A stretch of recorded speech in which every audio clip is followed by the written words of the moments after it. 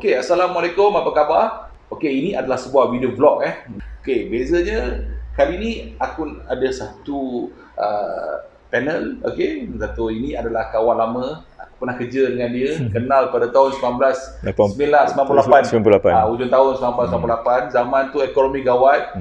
Okey, aku dah habis SPM, tak apa nak buat, lepak ada satu masa tu kedai cyber cafe. Kalau korang nak tahu kat mana lokasi dia, dia punya lokasi adalah dekat Seksyen 2 Wangsa Maju. Ada satu corner tu dia panggil sebelah restoran Bunga Mas. Bersama kita ini adalah Cik Salim. Apa khabar bang? Khabar baik. Assalamualaikum. Sihat So abang, dah lama saya ajak lah bang join. Ya lama. Okey. Dekat setahun Dekat setahun. Kalau kau perasan itu hari aku pernah nak cerita lah, sebab ramai antara subscriber kita duduk komplain. Abang Z tak ada ke nak cerita pasal tak nak ulas ke pasal isu semasa perfilman? Sebenarnya aku bukan tak nak ulas. Bagi aku macam ni siapalah aku nak ulas, sebab aku bukannya orang industri, bukannya experience mana pun dalam filem. Kita hanya ulas filem sekadar pengalaman kita tonton movie je, itu saja. Tetapi untuk kita ulas isu semasa tentang perfilman, tentang industri, lebih baik kita cari orang yang hebat lah yang betul-betul experience, yang kenal industri perfilman tempatan. Okey, dia ni adalah orang kuat dekat perfilman Malaysia lah. Okey, perfilman ni dia adalah AJK, antara seorang yang betul-betul voice out selama ni. Kalau kau siapa biasa kenal Abang Salim, yang tak aware dengan dia punya FB, selama ni dia paling kuat persoalkan tentang macam-macam isu lah tentang perfilman tempatan. Cuba Abang Salim cerita sikit, siapa Abang Salim sebenarnya dekat industri sebenarnya? Okey, saya ni sebagai saya famous ni sebagai editor. Saya masuk industri ni sebagai penulis skrip. Lepas dah habis tulis skrip, saya jadi pengarah. Itu saya mengarah untuk cerita drama pertama TV3, Tirai Kasih. Itu yang first TV3 outsource. Kalau tidak, diorang buat sendiri. Dia outsource. Masa tu dengan company mana bang? Masa tu Pyramid Home Video. Dia first outsource company TV3 bagi untuk buat produk TV-nya. Sebelum tu TV3 buat produk sendiri. Cerita drama dia buat sendiri. Masa tu kalau dia buat cerita drama sendiri, kos dia masa tu 250-300 ribu. Wow. So lepas tu makan masa. Pasal dorang pekerja dorang bukan pekerja dia macam kerja 9 to 5. Lepas tu dia punya ada overtime, ada ni. So kos dia menaik. Tinggi. So sebab tu dorang outsource. When dia outsource, jadi harga dorang bagi satu harga murah lah. So dari segi tu barulah jadi drama swasta. Drama swasta, betul. Ini bagi drama swasta tu. Itu yang bagi drama swasta. RTM mula dulu. RTM mula dulu Lepas tu TV3 ikut. Patutlah drama swasta. Dulu masa kecil selalu abang saya duk beli. Kau ni semua yang berlakon bila time ada problem ke nangis-nangis mesti dia sebut drama swasta. Ini drama swasta rupanya. Dulu drama stesen buat. Saya difahamkan abang lama pernah bekerja dengan Nizaman dengan nama-nama besar Abang cerita sikit bang. Okey, masa first Pyramid lah. Masa kerja Pyramid tidak ada HWD, tidak ada wayang tinggi, tidak ada Nizarman. Sebagai pembikin tahun 85-86. Lamanya. 85-86. Itu saya mula jejak lah. Saya masa tu Aziz pun ada buat sama-sama dengan saya. Aziz ada buat Mawas. Aziz Osman. Aziz Osman masa tu dia buat Mawas. Equipment dia sewa kat Singapura. Brian Richmond-nya equipment. So dia pun edit kat Singapura. Masa yang kami ni di Johor Bahru, KL tak ada. KL tak ada production house masa tu. Johor. Semua studio, ada 3 studio. Pyramid Home Video ada 3 studio. Dia macam Shaw Brothers lah. Dia buat style tu Shaw Brothers punya style. Ada studio dia, ada tempat tinggal untuk staff kan. Ada tukang masak, ada gaji bulan, sebiji lah macam Shaw Brothers. Dia set up memang macam Shaw Brothers. Tu saya dapat merasa lah. Sekarang dah tak ada lah benda konsep tu. Sekarang more on production house. Ada job orang panggil, tak ada job. Tak ada. Lepas tu ada few dia ada pekerja panggil permanent staff. Itu je. Tapi tak ada konsep studio. Sekarang tak ada. Saya dapat merasa konsep studio tapi untuk TV. Dulu konsep studio untuk filem. Tapi saya merasa konsep studio tapi untuk TV, production TV. Okey. Tapi bang, masa dekat Nizaman berapa lama bang abang join Nizaman? Campur tolak saya kat Nizaman daripada freelance, permanent, freelance balik dalam 7-8 tahun juga. 7-8 tahun. Wow, lama Lama. Dan Walaupun saya kerja company lain, Nizaman produk dia kat company tu saya handle. Dia percaya, Nizaman memang percaya saya menjaga dia punya quality. Macam cerita Cili Padi pernah involve Cili Padi saya involve dengan Aziz Osman lah. Dengan Aziz Osman. Cara season yang dia ada pilot. Betul ingat ada pilot. Dia ada pilot 90 minit, 90 minit yang tu. Masuk Cekrama. Cekrama. Jadi memang masa tu tak plan lagi nak buat series. Tak buat, memang tu. Saya pun dah tak sengaja pula jadi dia punya assistant director. Pasal assistant director dia yang permanent, yang selalu ikut dia syarat mengandung. Lepas tu dia tak dapat ikut ni. So Nizaman, saya punya executive producer Rauf, dia cakap Aziz minta saya jadi assistant dia.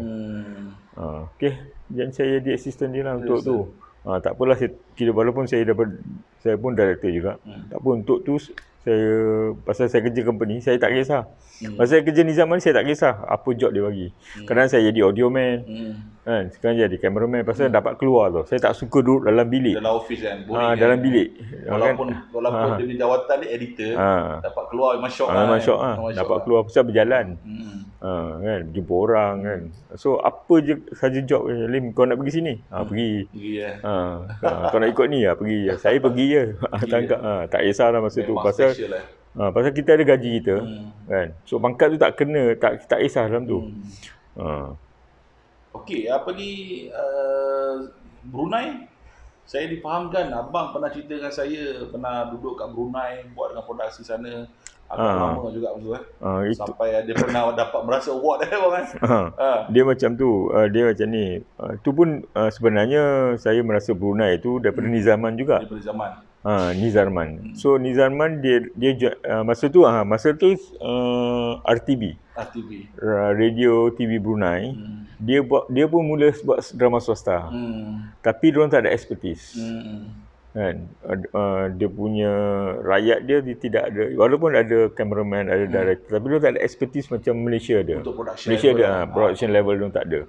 So apa yang orang buat di masa tu, zaman tu, produksi syarikat dia dengan produk kita joint venture, JV. Kan. So masa joint venture macam transfer of technology lah. Yalah. So saya dapat direct satu drama, nama dia Kenawai Dari Hulu. Dia based on satu novel award winning lah, sastra novel yang memang bagus novel dia. Lepas tu diolah oleh scriptwriter Malaysia untuk jadikan untuk tele, untuk visual lah. Dia kalau drama, kalau ambil daripada buku terus tak boleh. Dia kena diadaptasikan untuk penyiaran. Okey, atau untuk visual lah. Berapa lama bang dekat Brunei? Saya masa tu on off. On off tu maksudnya dekat Malaysia pun ada syuting, dekat Brunei pun ada syuting. Dia macam ni. Masa mula-mula saya kerja dengan Zaman. Saya wakil ni Zaman, kerja kat sana. Sana saya ada dalam 3 bulan lah. Lepas tu habis tu balik sini, kita buat post production kat sini. Habis tu edit kat sini. Kalau buat edit sana nanti is cost lah. Saya kena tinggal sana, rumah sana kan. So balik sini senang pasal edit di Zaman dah ada equipment. Singapura kat Brunei tak ada equipment. Kan, semua barang kamera semua daripada Malaysia kita bawa pergi sana. Sana production house saja. So balik ke sini saya dah edit, lepas tu hantar sana. Lepas tu drama tu menjadi satu mercutanda Brunei lah. Antara yang panggil juga dalam banyak-banyak tu yang terbaik lah. So RTB puas hati, dia punya producer puas hati. panggil saya balik. Dia sendiri panggil saya balik. So kerja dengan dekat mana? Berapa tahun dah? Dalam 2 tahun lah. 2 tahun. Wow. Panjang 2 tahun. Tapi okey lah kerja dengan orang ni. Pasal dia respect. Dia respect nama Malaysia, dia respect. Rakyat dia pun bagus. Itu dia lah. Saya difahamkan abang pernah cerita dengan saya abang pernah menang award kat Brunei abang. Boleh abang cerita abang?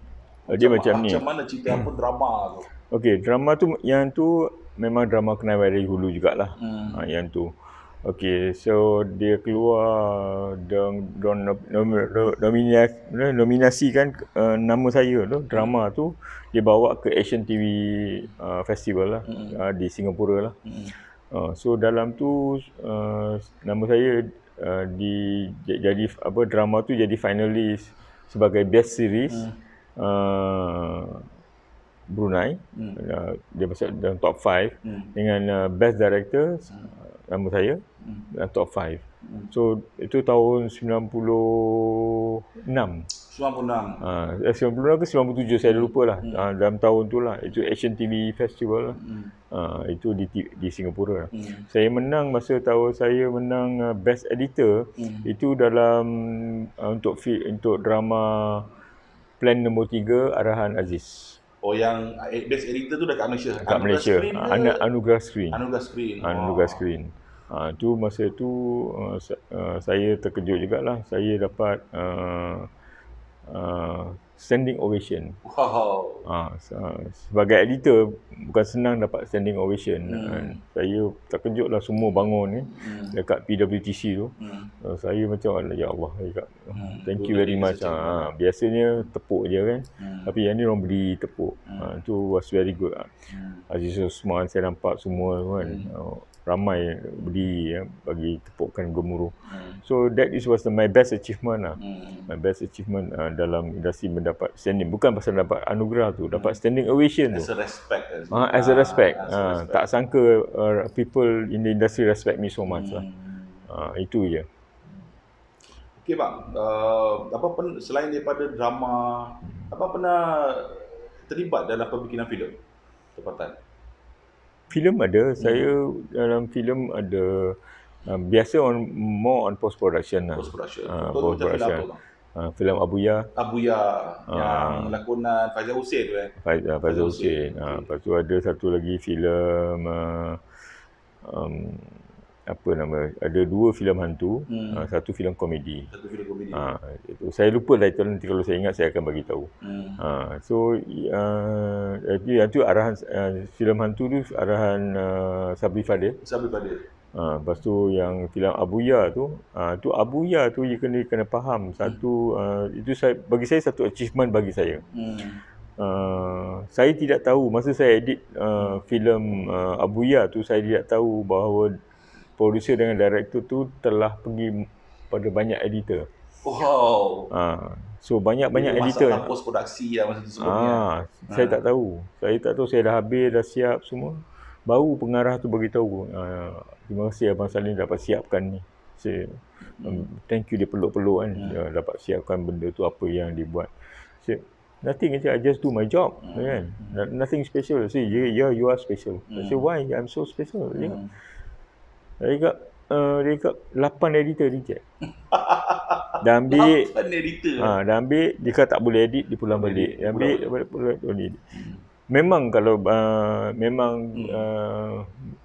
kalau tak ada experience, insya-Allah memang tak dapat. Memang saya akui lah memang. Pasal tu saya edit filem tu tanpa ada skrip, tanpa ada konti, tanpa suara. Tak ada audio. Tak ada audio. Zero audio sampai siap. Memang audio. Bisu Memang bisu. Memang bisu.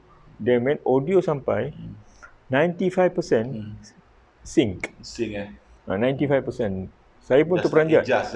Just adjust je lah. Few part kan. Itu my best achievement lah. Sebagai benda yang impossible saya dapat possiblekan lah. Yalah. Itulah gunanya experience from the 90s. Kalau korang nak tahulah, sebenarnya macam saya pernah cerita dekat ulasan filem Justice League sebelum ni.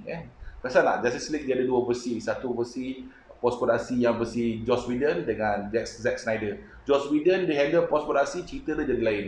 Zack Snyder bila dia handle post produksi dia, filem dia jadi lain. Apa yang pernah saya bagi tahu, bila post produksi tu dia sebenarnya adalah Abang Salim ni dia bagi tahu saya tahu. Dulu saya first kali bila saya cerita pasal filem, saya selalu mengagungkan director tau. Saya kata filem ni tak ada director tak boleh pakai. Filem ni director lah, is all about director lah. Tetapi Abang Salim bagi tahu saya, no, director ni is not important as an editor. Editor yang paling penting sekali dalam pembikinan sebuah video atau sebuah filem. Saya tanya dengan dia kenapa? Dia kata editor ni sebenarnya tukang masak. Ingat lagi ya? Ingat. Perbualan tu saya ingat. Lepas tu dia kata, habis kalau editor tukang masak, director buat apa? Director tukang beli bahan. Betul. Betul kan? Betul. So bila director tukang beli bahan, dia script writer. Script writer dia tulis menu. Director dia tulis menu.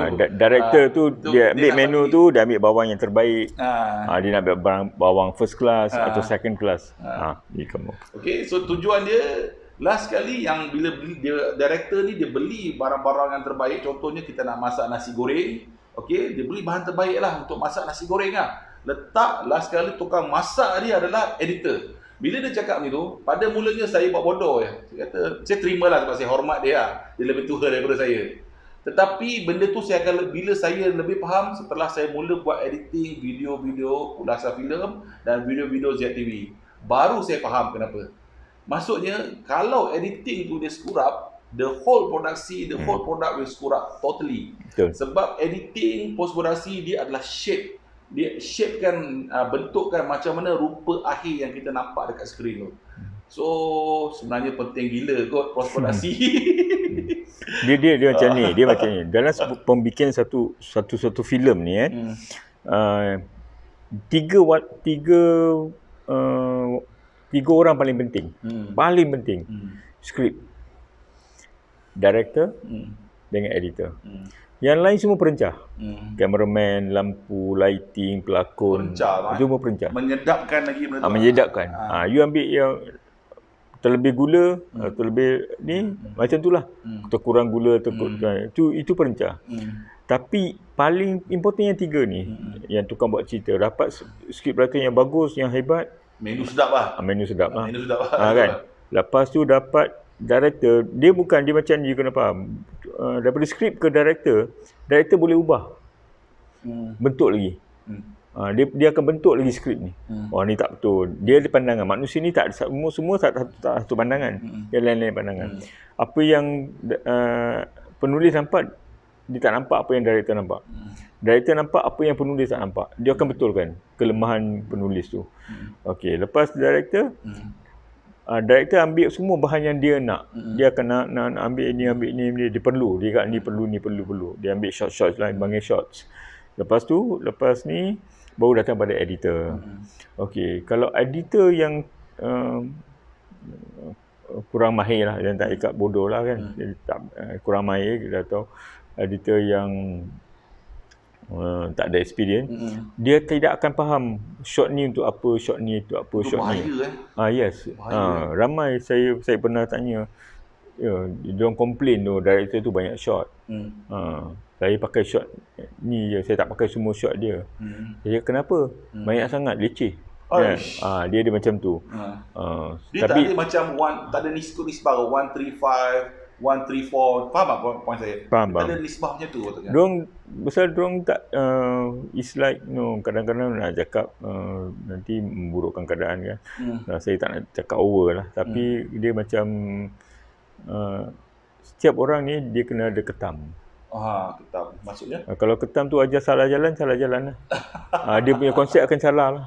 Kan, dia kan kadang-kadang masa saya shoot dia kan, saya direct, leceh lah director ni banyak shot. Maksudnya dia sudah biasa dengan director yang kurang shot. Director malas tak nak ikat lah tu. Tapi itulah kan, tu dia dah biasa. Dia ni cukup. Dia nak fast. Itu cara dia. Cara saya lain. Saya tahu sebab saya editor, saya direct tu dari pandangan editor. Saya edit pula dari pandangan penonton. Edit kena pandang betul-betul. Yes. Edit kena pandang penonton. You kena jadi penonton. Kalau sebagai penonton nak apa? Kalau dia pandang kiri, nak tunjuk apa? Tu dia kan. Dia pandang apa? Kena tunjuklah. Kan? Jangan pandang macam tu, cakap dengan mulut. Itu basket saya nak. Kan? Tapi tak tunjuk shot. Tak tunjuk shot. Kan? Itu maksud dia, penonton nak tahu. Kita jadi penonton. Tengok macam cerita-cerita Mat Salleh yang bagus lah. Ada banyak tak bagus. Banyak tak bagus. Cuma tak datang kat Malaysia saja. Tapi tengok cerita filem yang Mat Salleh yang bagus. Every maksud, every point dia akan tunjuk. Cuma bahagian misteri tak akan tunjuk lah. Kan? Dia tak nak tunjuk misteri. Tapi dia akan tunjuk. Kenapa? Pasal itulah dia. Dia buat untuk penonton.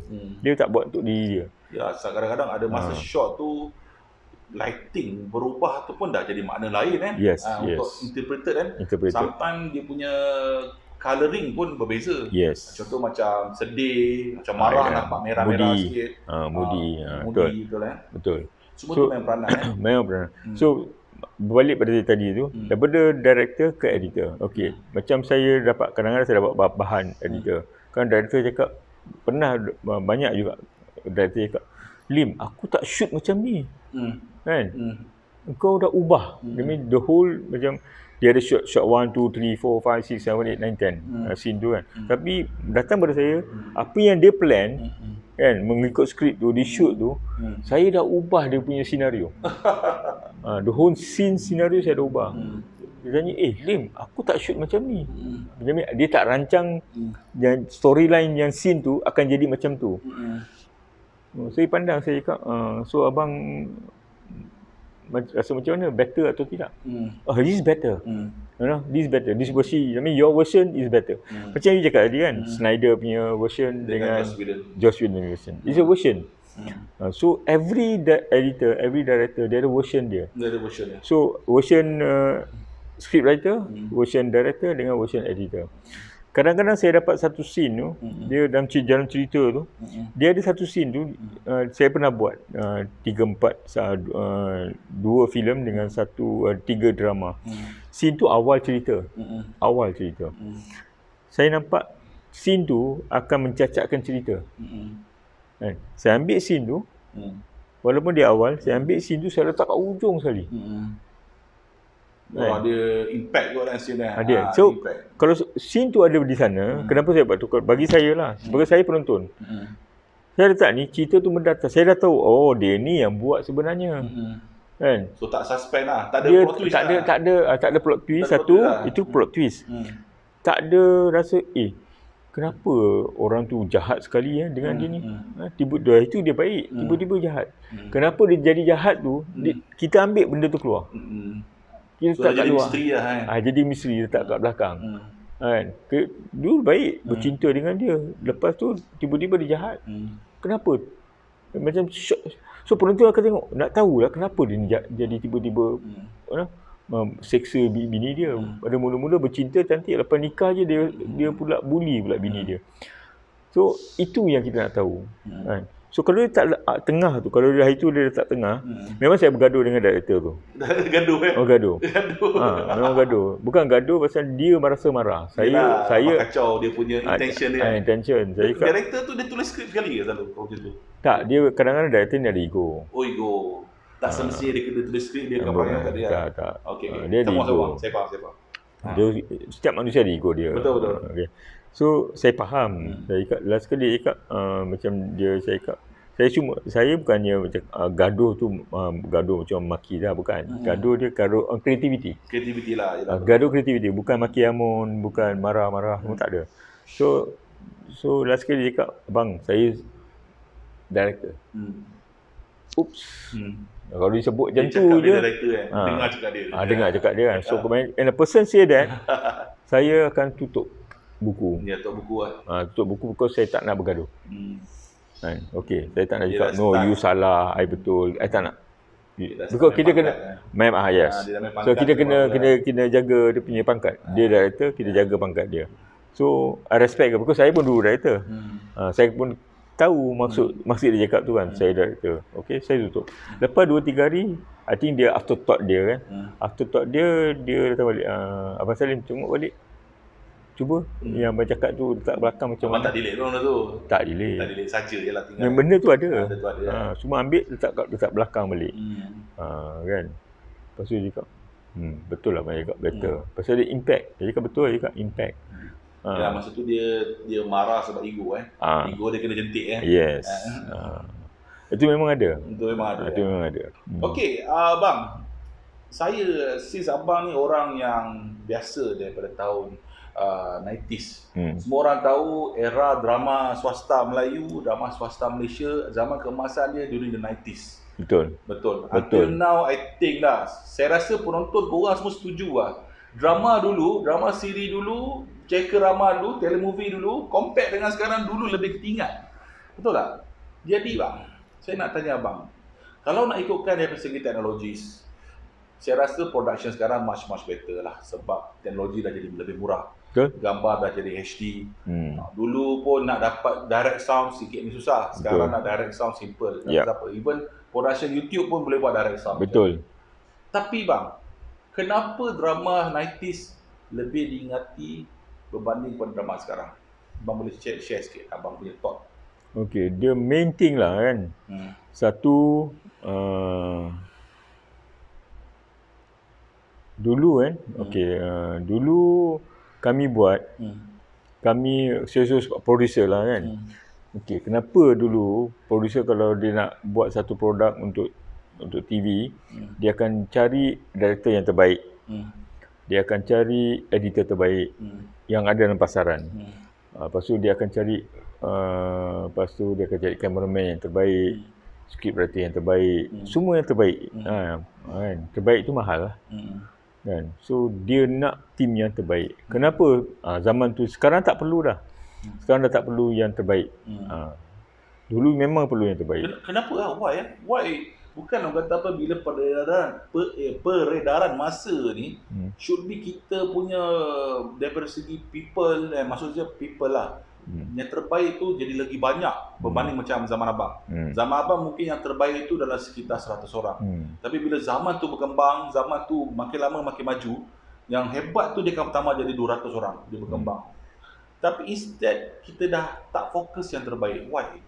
Sekarang dia macam ni. Dia dulu kalau seseorang producer tu buat program, buat konten lah, macam kita panggil konten atau drama kan. Atau bersiri atau majalah atau apa pun, atau Cekerama kan. Dia tidak ada, jarang dapat kelulusan dulu. Jarang. Dia akan buat. Dia akan buat dulu tanpa dia tak ada proposal, just shooting. Shooting dulu. Dia akan buat. Lepas tu dia akan hantar. So when you buat dulu tanpa ada persetujuan stesen tu, you akan buat betul tak? Buat betul lah. 100% fokus kan. Betul. Yang terbaik, yang ni terbaik, ini terbaik, location, spending dia cantik lah. Dia nampak dia punya quality tu. When you spend cantik, nampak lah quality. Macam kita buka kedai makan lah.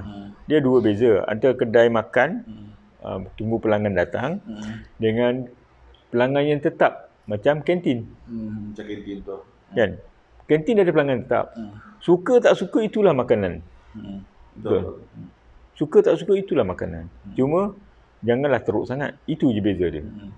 Tapi kalau kita buka kedai, makanan kat luar yang menunggu pelanggan masuk, dengan kita punya sewa kedai ni semua dah terfikir yang terbaik, dengan dekor kita dah belanja. Lepas tu masakan tu, kedai tu tak sedap masakan tu, apa you rasa? Isu besar tu. Bukan isu. Pelanggan tak datang, bankrupt lah you. Orang tak beli. Kan? Benda tu orang tak beli. Sama juga macam kita panggil finish product. Benda ni panggil finish product. Ini dah produk siap, baru kita hantar pada TV station. TV station akan tengok, menilai, kena dengan dia punya kriteria dia. Setiap station ada kriteria berlainan. NTV7 dulu kriteria family. Kan? Family good dulu kan? Family good. Tidak boleh ada ganas-ganas, semua tak ada. Semua nak ceria kan?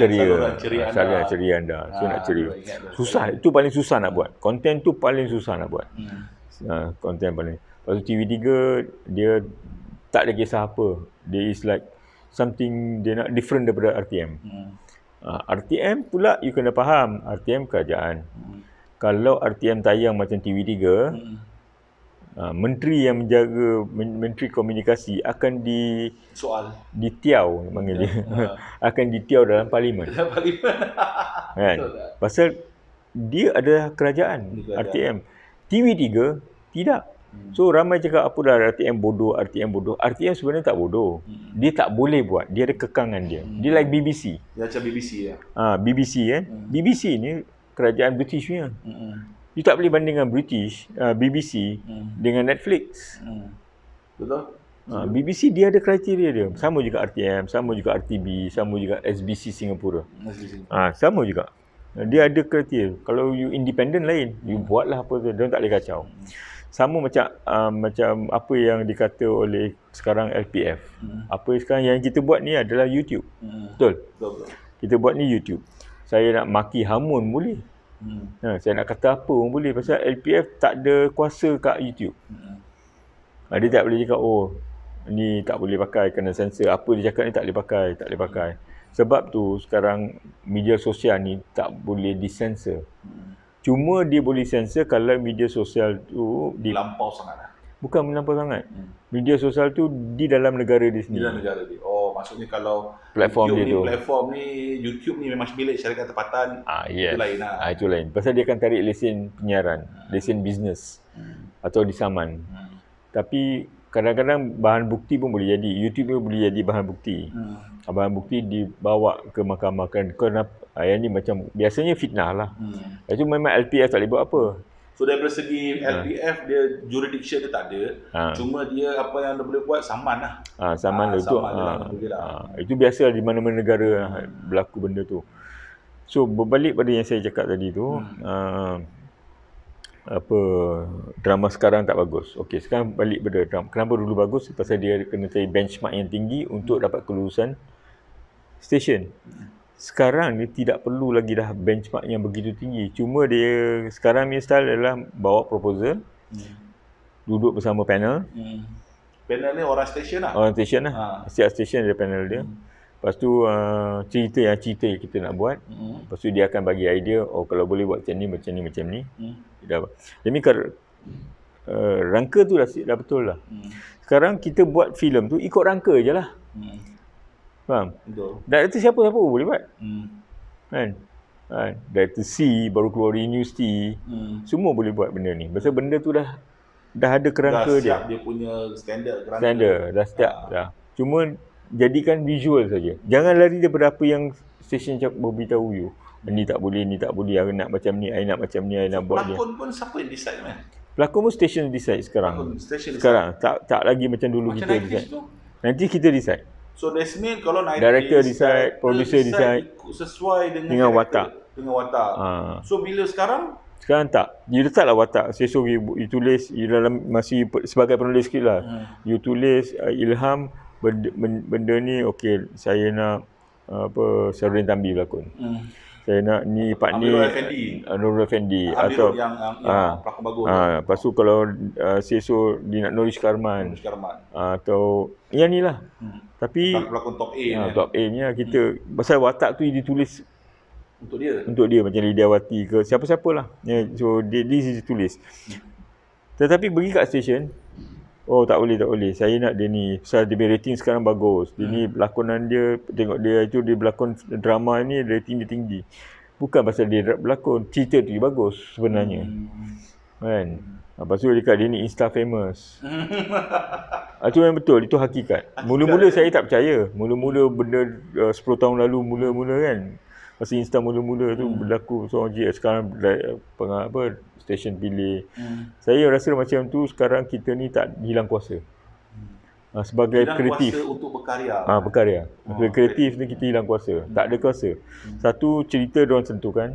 Lepas tu pembikinan dia macam ni sekarang dia macam ni. Dulu when producer nak saya lah.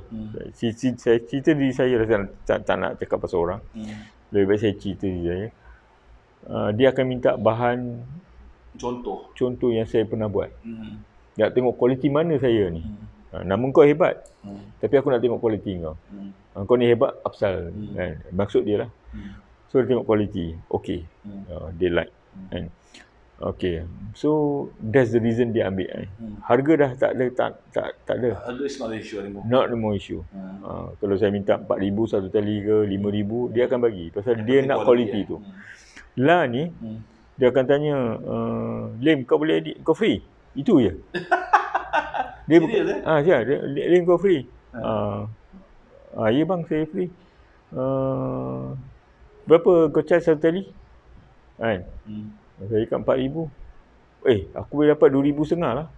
Serius Dia bukan lagi talent. Dia bukan lagi talent Dia bukan talent. Yang budak baru keluar daripada universiti yang boleh handle, boleh pakai, boleh operate, dah cukup bagi diorang.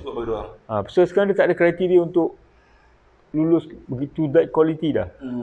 Quality is not the focus anymore. No more already. You can see, nampak lah editing. Tak ada mood. Tak nampak sangat. Tak ada balasan, reaction, tak ada nisbah yang saya sebut tu kan. Tak ada. Patut shot kecil, shot tight dengan shot ni dia actually dia tak ada. Dia tak tahu, dia benda ni mungkin director tak bagi. Atau editor tak tahu guna. Bila nak pergi tight, bila pergi medium, bila pergi long shot. Tak ada. Suka hati bila long shot, bila dia dalam ayat-ayat tu, dalam setiap perkataan sebut tu, kita perlu tahu, ni ayat dia sebut, aku kena close up. Ni ayat merepek, ni berbual kosong ni, boleh pergi long shot. Ada ayat tu maksudnya dia tak highlight sangat kan. Bila kita close up ni dia highlight. Apa yang kita cakap. Fokus. Same you see cerita Mat Salleh. Kenapa pergi extreme close up? Because that moment tu dia nak tunjuk apa dia cakap. Dia tak pergi wide shot. Dia cakap benda yang penting tu, dia tak akan pergi wide shot. Macam kita belajar universiti ni, macam contohlah saya ambil course perancangan bandar wilayah. Bila kita nak merancang satu penempatan, dia just kat universiti dia ajar, ada beberapa teori, lepas tu yang penting how kita operate AutoCAD. Macam tu je. So bila kita nak tahu sama ada plan kita bagus tak bagus bila kita bekerja betul-betul. So bila case macam ni, editor yang new editor ataupun yang kurang experience, dia maybe boleh operate sebab dia belajar operate, dia apa semua. Tapi instead of feels, nak ambil feel tu yang paling senang. Just nak share kepada korang aku pernah buat buat video contohnya buat ulasan filem memang nampak macam bodoh je aku ulas. Tapi sebenarnya ada satu cerita, aku dah ulas, aku pernah shoot tak jadi tau 3 hari. Satu hari aku dah shoot sampai berkali-kali aku tak nak sebab apa aku cakap ni tak jadi tau, dia just tak jadi. Dia just tak boleh. So besok tu baru aku boleh cakap, baru sedap cakap. Walaupun it's a point yang sama sebenarnya kan, macam pernah cerita itu kan. Sama juga dengan editing, aku dah shoot dah okey, aku dah suka, tapi bila aku edit tak jadi, diri tu tak jadi. Aku tak tahu, art ni dia lain macam sikit art ni. Dia art ni memang lain. So bila dulu Abang Salleh macam Abang Salleh macam ada kawan aku cakap dengan dia, sebab macam background saya daripada retail saya management retail, pernah jadi department head, store manager. Bagi saya productivity masa itu penting. Saya tahu bagi benda buatlah. Semuanya is a tight masa sebab kita biasa kerja operation. Bila saya cek pernah borak dengan macam Abang Salleh dengan kawan saya editor yang lain 2-3 orang dia kata tak boleh Jai. Tak boleh macam tu. Sebab benda ni feel tak jadi. Kalau kau nak treat sama macam retail, dia tak boleh jadi company tu. You agree? Betul. Agree. So saya faham apa yang Abang Salleh cakap. Bila buat ZTV ni baru saya faham benda tu. So inilah macam ada setengah orang lain dia gifted tak tahulah, dia boleh terus cakap macam tu, dia terus boleh buat, dia gifted sama gifted. Gifted, but I'm not. Saya bukan, saya tak dilatih begitu macam proses belajar. So balik pada cerita Abang Salleh tadi so saya boleh nampak lah ini adalah satu sumbangan yang besar menyebabkan kualiti kita agak jatuh Contohnya drama-drama yang famous pukul 7 malam. Saya tak payah sebut mention channel mana, korang pun tahu sendiri. Lepas tu ada few drama yang dekat satu kita punya satellite channel, saya tengok, ada masa aku tak boleh tengok skrip ke laut. Cerita pasal skrip, as a script writer, what happened dengan kita ni script writer sekarang. Sampai contohnya peguam, tak nampak peguam. Contohnya macam scene dekat hospital, tak apa-apa dia balut dah. Kan, dia balut macam ni, masuk dia tu sampai kita netizen duduk gelak-gelak kan production. Tapi production pula boleh touching.